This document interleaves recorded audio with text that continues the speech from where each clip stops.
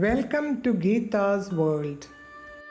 പഴപ്പുളിശ്ശേരി, പഴമാങ്ങ കാളൻ, പൈനാപ്പിൾ പച്ചടി എന്നീ മധുര കൂട്ടാനുകൾ ഇഷ്ടമുള്ളവർക്ക് ഇതാ ഒരു മധുര കൂട്ടാൻ കൂടി.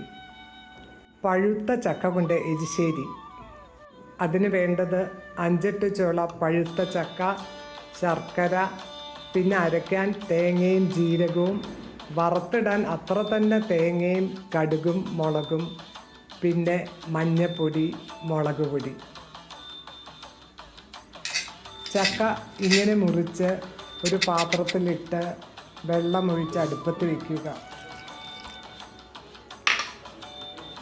അതിൽ ഉപ്പ്, ശർക്കര, മഞ്ഞപ്പൊടി, മുളക് പൊടി ഇവയെല്ലാം ചേർത്ത് ഇളക്കി അടച്ചു വയ്ക്കുക.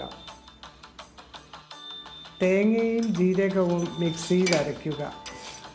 ചക്ക വെന്ത് ഒന്ന് സോഫ്റ്റായാൽ ഈ അരവ് ചേർത്ത് ഇളക്കുക.